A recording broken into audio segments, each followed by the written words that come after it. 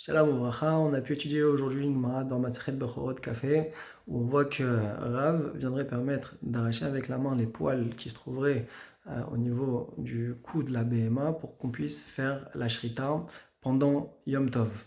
La question est, mais pourtant c'est au cœur d'avoir Migidoulo, et ce serait une melacha, c'est la melacha de Tolesh. Euh, Pourquoi ce serait chose permise? Étant donné que ici cette licha a été faite de façon non conventionnelle, puisque ça a été fait avec la main, alors que d'habitude on le fait avec un keli, on est gozès. Alors quand c'est fait béchinouille, on voit que ça devient permis. Donc on a un cas ici encore où un chinouille rend permis, en tout cas pour les tzorer Yom Tov. Sur ça, Tosfot vient et précise et dit attention, ne viens pas transposer cette permission-là de faire la même chose avec les plumes de la poule. Pourquoi? Parce que pour une poule, alors d'enlever à la main ses poils, ses plumes, pour pouvoir lui faire la shrita, ça c'est la manière conventionnelle et habituelle de le faire. Et donc ça s'appelle pas Kli Achariad. Et si c'est pas Kli Achariad, ça s'appelle Melacha Shenat Legufa. Et dans Melacha Shenat Legufa, alors c'est beaucoup plus chamour, et donc on pourrait pas venir à permettre. Ce qui veut dire que d'après Tosfot, il faut distinguer, même dans les Isurim des Rabbanan, il y a 2 poids, 2 mesures. Et donc il va falloir comprendre pourquoi ce serait plus chamour, bien entendu, Melacha Shenat Legufa, que le djinn de Kli Achariad. On a vu la Gemara dans Shabbat Kouf Kafret Amoudbet, où là-bas on veut faire une différence par rapport à une femme qui a accouché.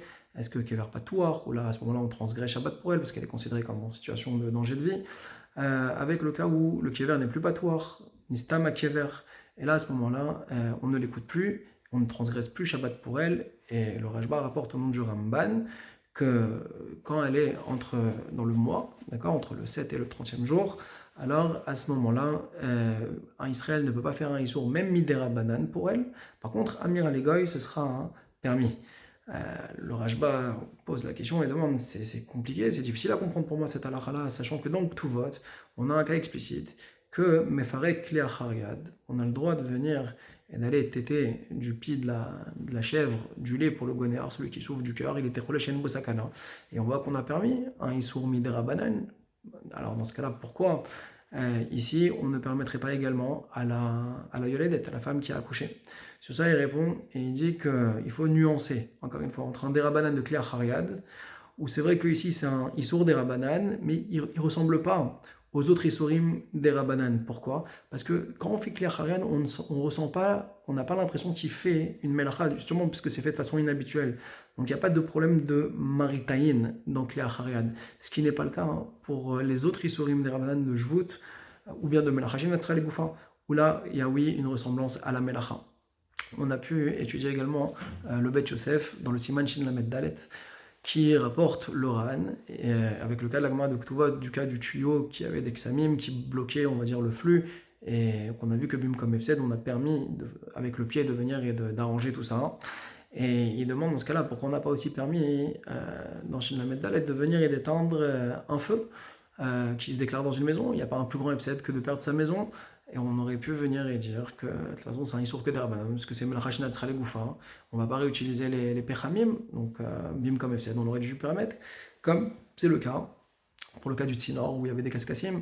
Sur ça, il répond plusieurs réponses le Bat Yosef. Il dit premièrement, c'est différent le cas du Kibouï, parce qu'il suffit juste que dans la tête, on aurait voulu utiliser les Pechamim, les résidus de l'extinction, qu'on aurait été déjà dans le Issour Torah. C'est-à-dire que la frontière, elle est très légère. Et tout le monde n'est pas capable de discerner ce qui est Tarikh le Goufa, l'autre Tarikh le Goufa. Ça, c'est une première réponse. Et donc, c'est pour ça que les Rabbanan sont venus et interdits, même dans un cas de Efsed. Deuxième réponse, c'est que même avec un goy, ils sont aussi venus interdire, parce qu'il y a une autre zvara qui rentre en ligne de compte qui s'appelle Adam Baoul al-Mamnou. Un homme, il s'affole de son argent, et si tu lui permets avec un goy, il va venir lui-même à se permettre et à éteindre de lui-même. Troisième réponse, c'est que le jvout, le issour des Rabbanan est différent. Ici, on parle d'un jvout de Kli Achariad. Quand ici, il vient écraser avec son pied, c'est qu'il le fait de manière inhabituelle.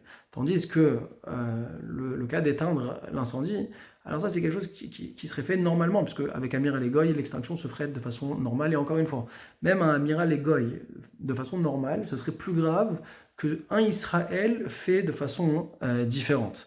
Pour conclure, on a vu le Pri Megadim qui rapporte la halakha de quelqu'un qui n'aurait pas d'étrog à Yom Tov. Il pourrait venir demander à un Goy d'aller lui cueillir un étrog avec la bouche, en allant arracher avec sa bouche la tige, puisque ce serait jouer des joues de bimkom mitzvah, et donc ce serait chose permise a priori. Chazak Baruch.